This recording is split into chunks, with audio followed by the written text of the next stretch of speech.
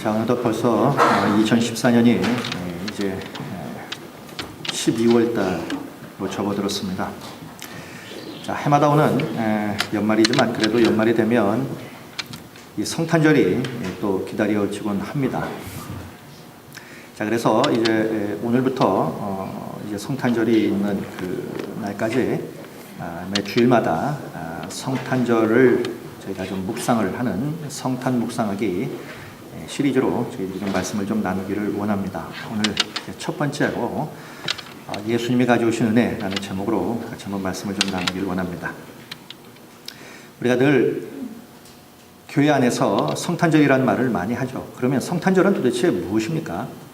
정말로 간단하게 쉽게 말씀을 드리면 성자 하나님이신 예수님이 인간의 몸을 입으시고 이 땅에 오셔서 태어나신 날을 기념하는 절기, 이 날이 바로 이제 성탄절, 보통 이렇게 이야기를 합니다. 그런데 예수님께서 이 땅에 오실 때에 그냥 몸만 오신 것이 아니었습니다. 우리 예수님께서 이 땅에 오실 때에 가지고 오신 것이 있었습니다. 가지고 오신 것이 무엇인가 하면 바로 요한복음 1장 14절에 그것을 말합니다. 말씀이 육신이 되어 우리 가운데 거하심에 우리가 그의 영광을 보니 아버지의 독생자의 영광이요 은혜와 진리가 충만하더라, 이렇게 말합니다. 자, 그러니까 우리 예수님께서는 이 땅에 오실 때에 그냥 오신 것이 아니라 바로 은혜와 진리가 충만하여서 바로 이 은혜와 진리를 가지고 오신 분입니다. 그러니까 예수님은 하나님의 아들로서 충만한 은혜를 가지고 우리에게 오신 은혜의 전달자로 오셨다는 얘기죠. 자, 그렇다면 예수님이 가지고 오신 이 충만한 은혜, 이 충만한 은혜는 또 그럼 도대체 무엇이냐 하는 겁니다. 예수님이 가져오신 은혜는 참 여러 가지가 있겠지만 그 중에서 가장 중요한 것은 바로 생명입니다. 그래서 오늘 본문 4절에도 보면 이렇게 말씀합니다. 그 안에 생명이 있었으니 이 생명은 사람들의 빛이라, 이렇게 말씀합니다. 자, 그러니까 예수님 안에 생명이 있었습니다. 바로 이것이 은혜라는 거예요. 하나님이 예수님을 통해 우리에게 주신 최고의 은혜가 무엇이냐? 바로 생명이라는 것입니다. 그런데 오늘 보면 4절에 보면 이 생명을 뭐라고 지금 표현합니까? 빛이다, 이렇게 표현을 합니다. 그 안에 생명이 있었으니 이 생명은 사람들의 빛이다. 생명을 빛이라고 지금 표현을 하고 있는 겁니다. 그럼 왜 생명이 빛입니까? 자, 그 이유는 빛이라고 하는 것이 모든 것의 출발점입니다. 이것처럼 생명도 그러하기 때문에 그렇습니다. 자, 창세기 1장에 보면 하나님의 창조 사역에 관하여 기록을 하고 있습니다. 특별히 2절에 보면 이렇게 기록을 하고 있습니다. 땅이 혼돈하고 공허하며 흑암이 깊음 위에 있고 하나님의 영은 수면 위에 운행한다, 이렇게 말씀합니다. 자, 그러니까 지금 하나님께서 지금 찬란한 세상을 만드시기 이전에 세상에는 무엇만 있었느냐? 흑암만 있었다는 겁니다. 어둠만 있었다는 거죠.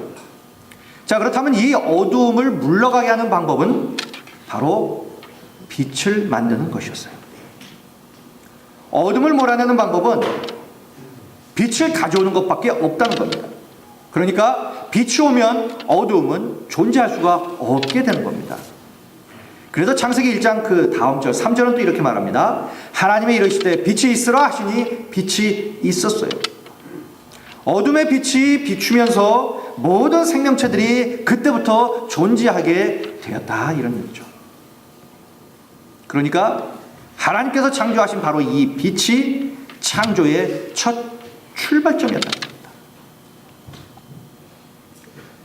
그렇다면 이 생명도 마찬가지입니다. 모든 것의 출발점이 바로 이 생명입니다. 생명이 주어지는 순간부터 그 나머지 것들이 이제 시작이 되게 됩니다. 자, 인생도요, 생명을 가지고 태어나는 그 순간부터 이제 그 모든 것들이 이제 시작이 됩니다.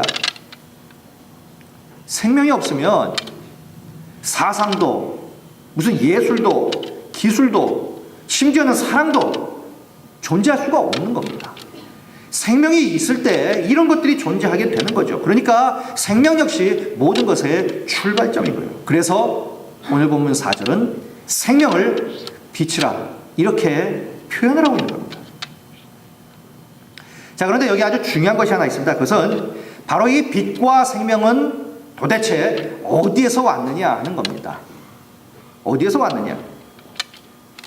이 대답 역시 하나입니다. 바로 이 빛과 생명은 하나님으로부터 왔다는 겁니다.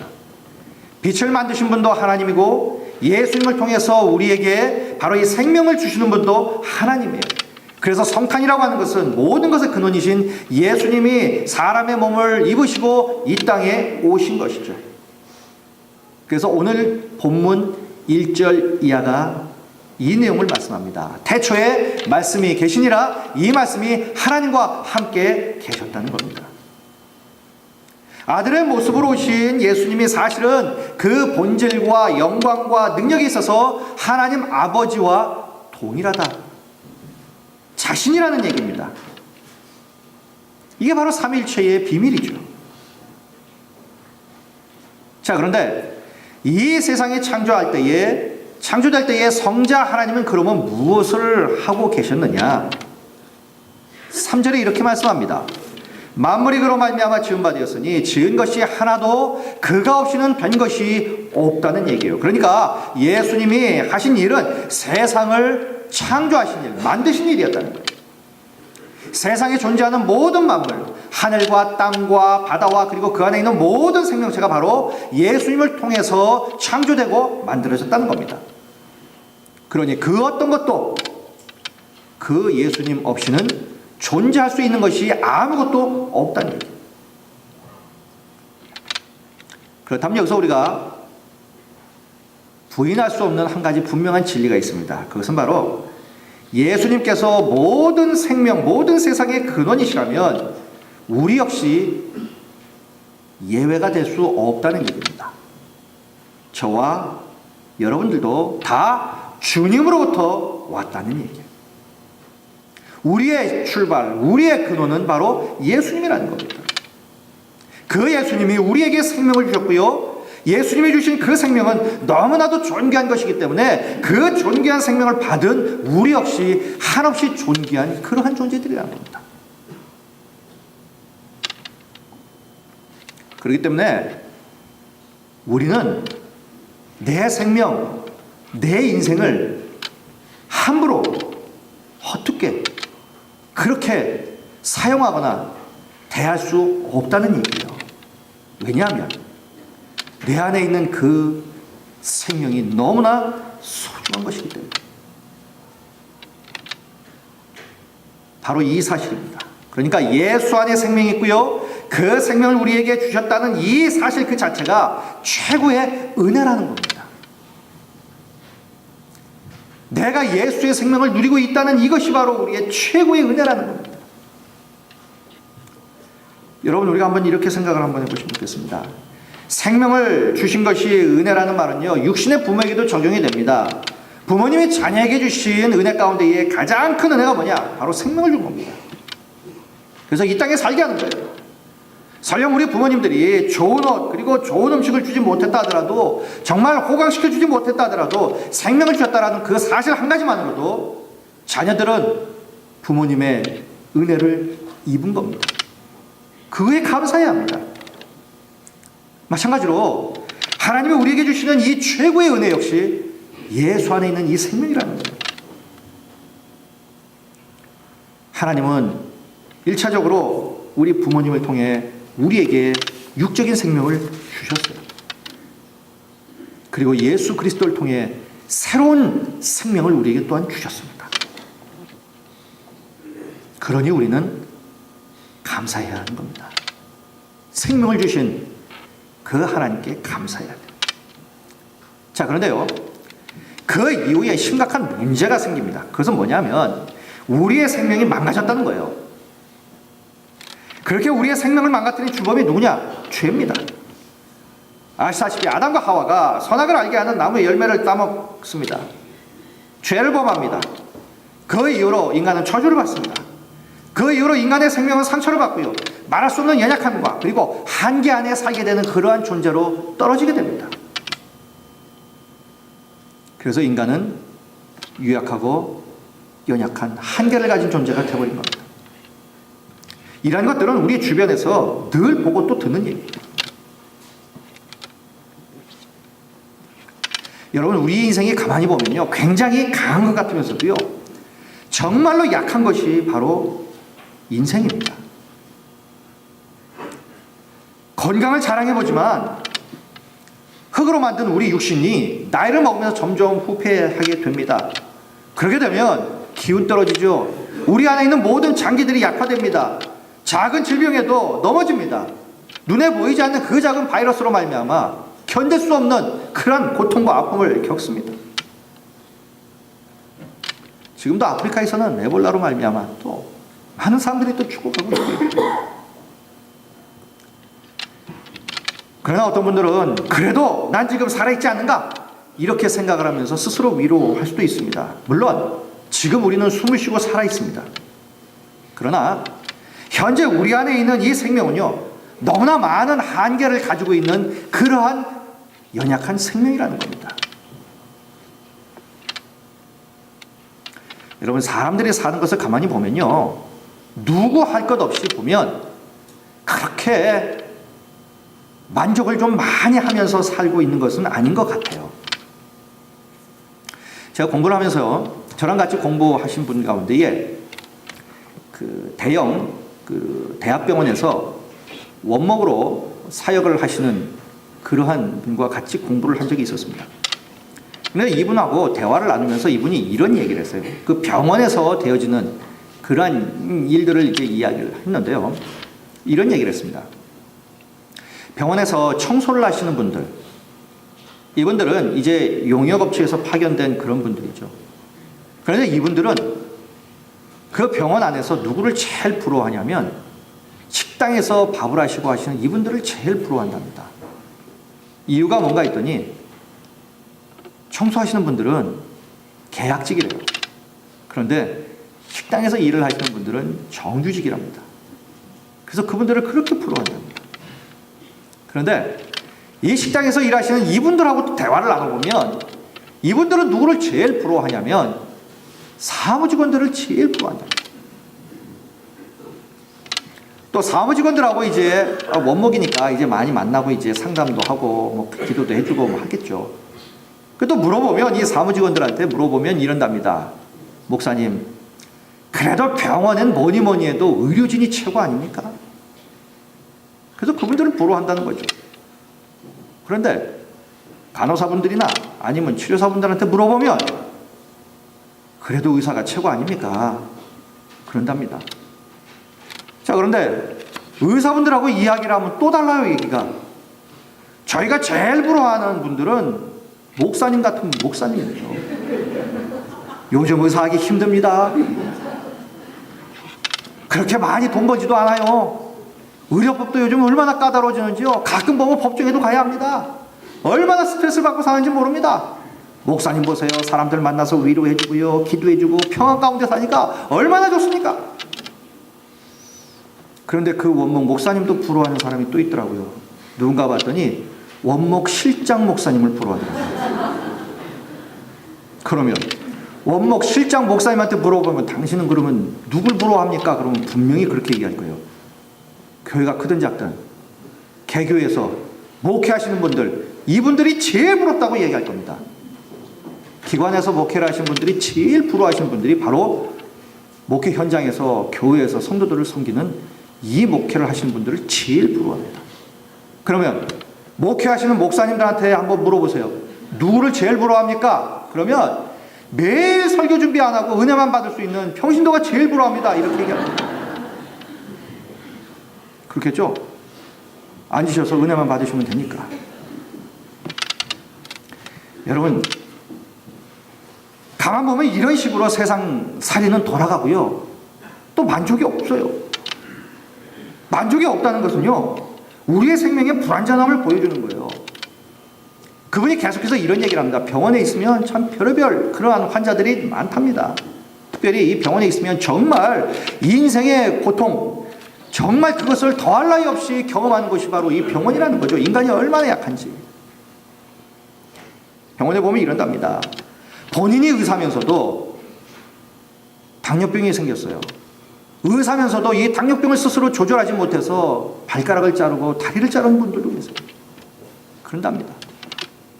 어떤 분들은 수년 동안 남편이나 아내가 식물인간이 있어서요, 자기를 향해서 여보 이 한마디만 들어줘도 소원이 없는 사람들도 있답니다. 어떤 분들은 이 휴철이 되면 이제 학교에 시험을 보러 오는 이제 고3들이 있죠. 수시 시험을 보러 온답니다. 그러면 병원에서 자기 병동에서 입원실에서 창밖을 내다보면서 시험 보러 학교로 오는 그 아이들을 보면서 우리 애가 단 하루라도 학교에 다닌 것을 보면 소원이 없겠다 하고 눈물을 흘리는 정말 중증 장애 아동을 둔 어머니들도 있대요. 여러분 가만히 보면 그래요. 어떤 사람들에게는 너무너무 흔한 일, 아무 생각도 없이 오늘도 하고 내일도 하고 여태까지 해왔던 일들, 이것이 그 누군가에는 세상에서 가장 어려운 일이고 세상에서 가장 큰 소원일 수도 있다는 얘기예요. 부부가 멀리 떨어져서 생활하시는 분들, 이분들은 부부가 같이 자고 같이 일어나는 것, 같이 아침을 먹는 것, 어느 부분도 다 할 수 있는 거지만 그 부부에 대해서는 정말로 어려운 일들이에요. 여러분 누군가에게는 너무도 흔하고 하찮은 일이지만, 그것이 똑같은 일이지만 누군가에게는 세상에서 제일 소원인 일도 있어요. 이런 이야기를 하자면 끝이 없겠죠. 그러나 이것이 우리 주위에서 일어나고 있는 삶의 정말 현실적인 이야기예요. 여러분 우리들도 예외 없이 늙습니다. 나이를 먹으면서 약해집니다. 병이 찾아옵니다. 그와 함께 외로움이 몰려오고 슬픔이 오고 허무함이 함께 우리에게 찾아옵니다. 누구나 겪게 되는 인생의 말년의 고독은요, 누구도 해결해 줄 수 없는 거예요. 더더욱 죽음의 순간에 이르르면 모든 사람들이 다 그 죽음의 순간을 홀로 감당해야 하는 절대 고독 속에 놓이게 됩니다. 그 누구도 대신 가줄 수 없어요. 함께 가줄 수도 없는 겁니다. 그러면서 우리는 세상을 떠나죠. 여러분 우리 생명이 이렇게 낡아가고 좀 먹어가는 이러한 생명이다 보니까 생명이 때로는 어떤 사람에게는요 축복이 아니라 무거운 짐으로 다가오는 사람도 있어요. 지금 살고 있다는 것이 어떤 사람에게는 너무 큰 무거운 짐일 때도 있다는 거예요. 그래서 스스로 그 생명을 버리기도 합니다. 유명인들 가운데도 많죠. 이 모든 생명의 고통이 바로 죄로부터 온 것이기 때문에 그렇습니다. 자, 그런데요, 여기서 우리는요, 예수님 안에 있는 생명이 그럼 도대체 어떤 것인가를 우리가 좀 알 필요가 있습니다. 자, 오늘 보면 4절에 보면 생명이라고 하는 이 단어가 나왔는데요, 이 생명이라고 하는 단어는 분명 죽음과 반대말입니다. 죽음과 반대말입니다. 다시 말씀드리면 전쟁이 일어났습니다. 전쟁터에 지금 병사들이 지금 열심히 지금 싸움을 하고 있는데 적진에서 포탄이 하나 날아왔습니다. 포탄이 떨어졌어요. 꽝 하고 터졌습니다. 그랬더니 어느 병사는 죽었고 어느 병사는 살았어요. 죽은 병사는 말이 없지만 산 병사는 말합니다. 살았다! 이렇게 외치게 되는 그 순간, 그 사건, 이것이 생명입니다. 그러니까 죽지 않고 산 것, 이것이 생명이에요. 그런데 오늘 본문 4절에서 번역된 이 생명이라고 하는 이 단어는 단지 죽지 않고 살아난 이 어떤 순간적인 사건만 말하는 것이 아니라는 겁니다. 그것은 오히려 복되게 살아있는 지속적인 상태를 말하는 거예요. 다시 말씀드리면, 아, 내가 살았구나, 이 외칠 때의 그 감격과 그 기쁨이 사라지지 아니하고 평생 계속해서 지속되는 것, 이것이 오늘 본문 4절에 말하는 생명이라는 거예요. 내가 살아있다라고 하는 이 기쁨이 없어지지 아니하고 계속 유지가 될 때, 그것이 진정한 생명인 거예요. 예수께서 우리에게 주시는 생명은 바로 이런 생명이라는 거예요.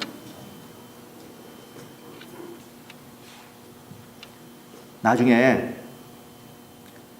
그때 내가 죽었으면 좋았을걸 이렇게 말한다면 그것은 예수 생명이 아니라는 겁니다. 그래서 예수님 안에 있는 생명은 그분 안에 머물러 있는 완전한 생명을 의미하는 거예요. 이것은 일시적인 사건이 아닙니다. 이것은 변함없이 완벽한 생명이 지속되는 그런 상태를 말하는 거예요. 예를 들어서 어떤 양반이 목이 너무너무 마릅니다. 목이 말라서 죽기 일보 직전이에요. 그런데 전에 물이 흐른 곳에 갔어요. 그런데 지금은 물이 나오지 않습니다. 이 사람에겐 전에 물이 흘렀다는 것은 아무 의미가 없는 거예요. 당장 목말라 죽겠는데요. 그러나 그 사람이 지금도 물이 흐르고 있는 곳에 가면 그것은 그 사람에게서 축복입니다. 얼마든지 목을 죽일 수 있기 때문입니다. 자, 그래서 예수님 안에 생명이 있다는 말이 바로 이런 의미라는 거예요. 예수님 안에는 이러한 복된 생명이 차고 넘쳐서 사람들에게 흐릅니다. 어느 한때만 흐르다가 멈춘 것이 아니라는 거예요. 예수님으로 말미암아 계속해서 그 생명의 은혜가 우리에게 공급되어지고 있다고 한다는 겁니다.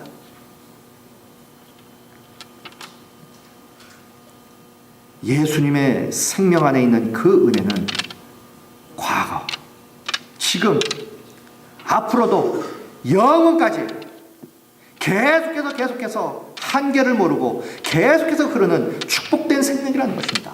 바로 이 생명이 우리 예수님께서 이 땅에 오시면서 가지고 오신 은혜라는 거예요.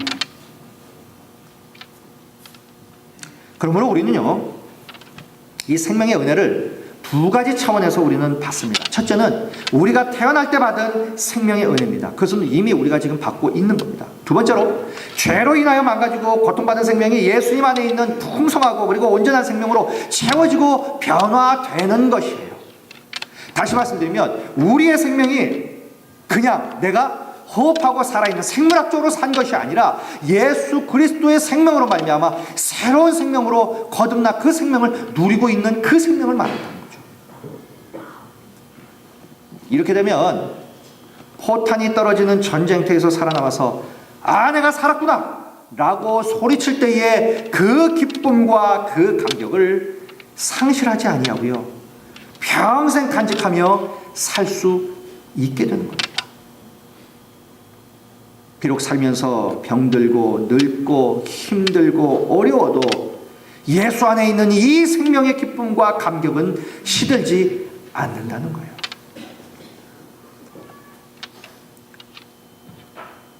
이 생명의 은혜, 이 생명의 은혜가 주는 이 감격과 기쁨을 우리가 언제 누렸습니까? 우리가 처음 예수 믿을 그때 그 감격이 우리에게 왔어요. 그렇다면 지금도 그 감격 가운데 살고 계십니까? 예수 안에 있는 그 예수의 생명 안에 있는 그 풍성한 은혜를 지금도 누리고 계십니까? 그래서 우리의 삶의 처지와 형편에 상관없이 우리는 정말 기뻐하고 감격하면서 하루에 눈을 뜨면, 아침에 눈을 뜨면, 야, 오늘도 정말 하나님께서 나에게 생명을 주셨구나, 이 생명을 감격 가운데 누리며 오늘 하루 살아야지, 이렇게 하며 오늘 하루를 또 시작하십니까?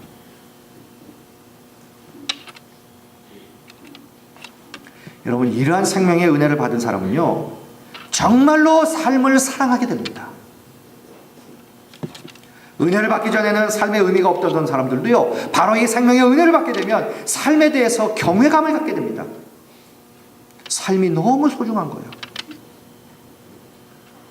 삶이 너무 소중하기 때문에 하루하루 내가 그냥 막 살 수가 없는 겁니다. 게으르게 살 수가 없는 거예요. 이 생명을 주신 우리 하나님을 위해서 내가 무엇을 할 것인가를 고민하며 살게 됩니다. 예수님 안에서 아주 잘 살고 싶은 그러한 열망이 생겨요.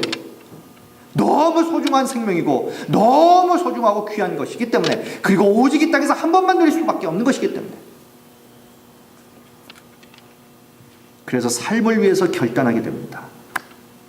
잘 살아야지, 복되게 살아야지, 하나님께서 기뻐하시는 삶을 살아야지, 이렇게. 그리고 지금 내가 살아있다고 하는 이 사실 하나, 내 처지와 형편에 상관없이 내가 지금 살아있다고 하는 이 사실 하나만으로도 감사하며 살 수 있는 되는 겁니다. 여러분, 이분을 한번 보셨을 거예요. 이름은 닉 부이치치라고 하는 사람입니다. 뭐가 좀 이상하죠? 이분은 세르비아의 호주 사람입니다. 근데 이분은 태어나면서부터 보시다시피 사지가 없어요. 양팔도 없고 다리도 없습니다. 부모가 너무 놀랐겠죠. 이 아이를 포기하려고. 부모도 생각했지만 그럴 수가 없었습니다. 기도하면 그게 아니었거든요. 어릴 때부터 이 아이가 자라면서 얼마나 많은 고난을 당했겠습니까? 그런데 첫 번째 관문이 뭐였냐면 제일 어려웠던 것이 학교였어요. 호주가 희한하게 저분이 이제 학교를 들어갈 쯤 그때는 이렇게 이러한 장애인들, 신체 부자유자들, 그리고 정신지체자들, 이런 아이들은 공립학교에 들어갈 수가 없었습니다. 그러니까 학교조차 들어갈 수가 없었어요. 학교를 못 다니고 있는 그 동안에 법이 바뀌었어요. 그래서 이제 학교를 늦게 가기 시작했습니다.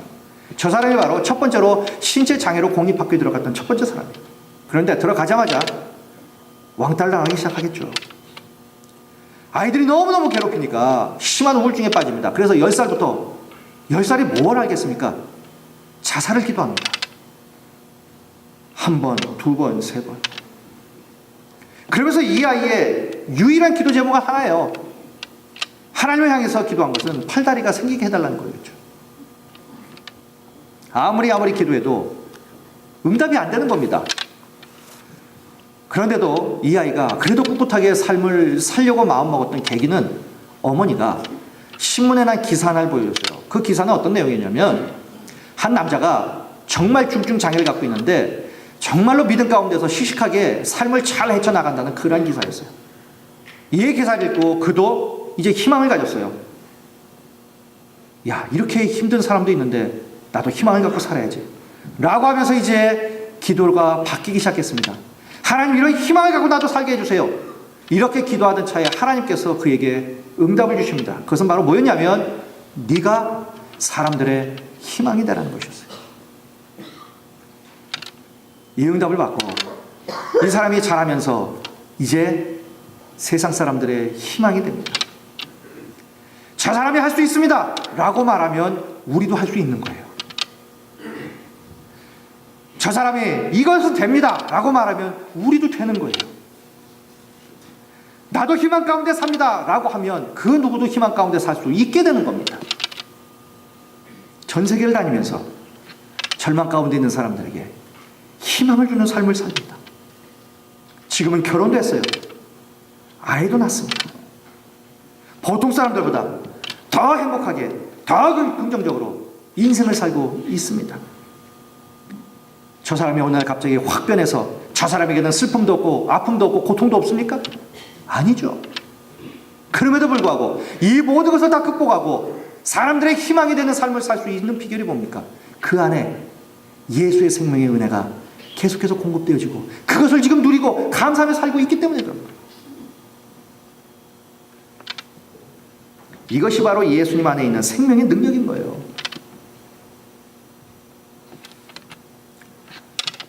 사랑하는 성도 여러분, 여러분들은 정말 하나님의 은혜, 이 예수 생명 안에 있는 이 은혜를 누리며 사십니까?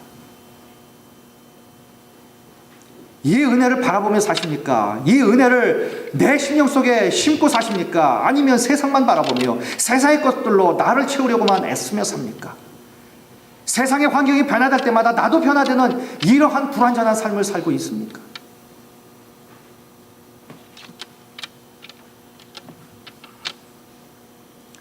예수 믿는 우리도 세상의 풍파 속에 삽니다. 흔들리며 삽니다. 그럼에도 불구하고 우리가 흔들리지 않는 이유, 우리의 닻을 예수님께 내리며 살고 있기 때문에 그런 것 아니겠어요? 지난 주일날 나눈 말씀처럼 기도로 말미암아 우리 자신들을 바로 이 예수 그리스도에게 꽁꽁 묶고 살고 있기 때문에 그런 것 아닙니까? 절망 앞에서도 희망을 말할 수 있는 것이 바로 이 예수 생명이 주시는 그 능력 가운데의 은혜로 우리가 그렇게 말할 수 있는 것 아니겠습니까? 이 은혜를 누리며 사십니까? 아니면 조금 좋으면 좋고 조금 나쁘면 불평하며 원망하며 이렇게 살고 계십니까?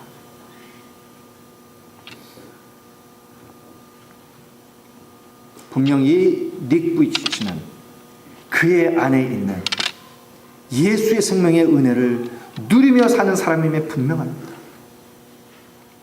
우리도 그렇게 살았으면 좋겠습니다. 처지와 환경과 상황에 상관없이 그것을 초월하여서 그것들에 지배받는 삶이 아니라 하나님의 예수 그리스도의 생명의 은혜, 바로 이 은혜의 능력에 지배받아 사는 저희들이 되었으면 좋겠습니다.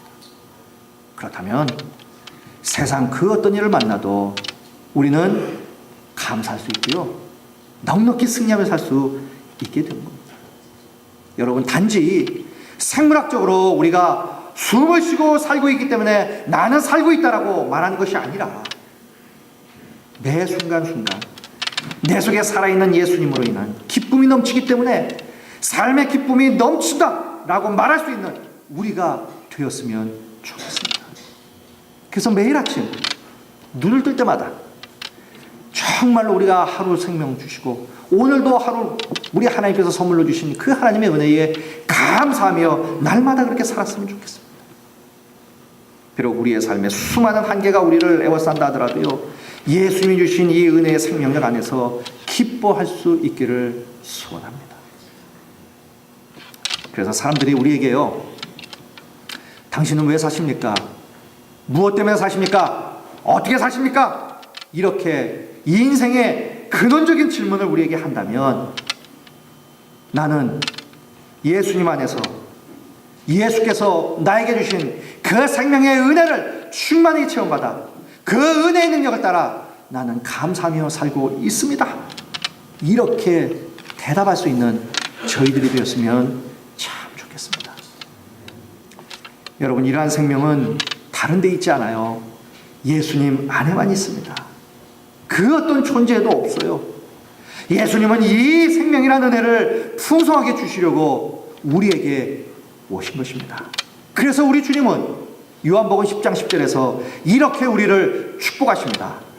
자, 우리 같이 한번 읽어보시도록 하겠습니다. 내가 시작. 내가 온 것은 양으로 생명을 얻게 하고 더 풍성히 얻게 하려는 것이라. 아멘. 이 풍성함이 우리에게 넘치시길 축원드리겠습니다. 그러므로 아직도요, 이 생명의 은혜를 잘 모르고 계신다면 예수님을 영접하십시오. 예수님의 은혜에 내 자신을 한번 부탁해 보십시오. 예수님에게 내 인생을 한번 맡기고 기도해 보십시오. 그분의 인도하심을 따라 보십시오. 그분을 모시고 그분이 말씀하시는 대로 아멘 신앙으로 아멘하며 살아보십시오. 우리도 그 예수 생명 안에 있는 그 풍성한 그 은혜를 우리도 누리며 살게 될 줄로 믿습니다. 그래야 우리 모두가 다 예수님이 가지고 계신 또 이 가지고 우리에게 오신 그 풍성한 생명의 은혜를 얻어 누리심으로 말미암아 저희들의 평생의 삶, 오직 우리 주님께서 주신 은혜의 열매, 이 풍성함을 따라 날마다 감사하며 날마다 간증하며 사시는 저희들의 복된 삶 되시기를 주님의 이름으로 간절히 축원드리겠습니다. 기도하시겠습니다.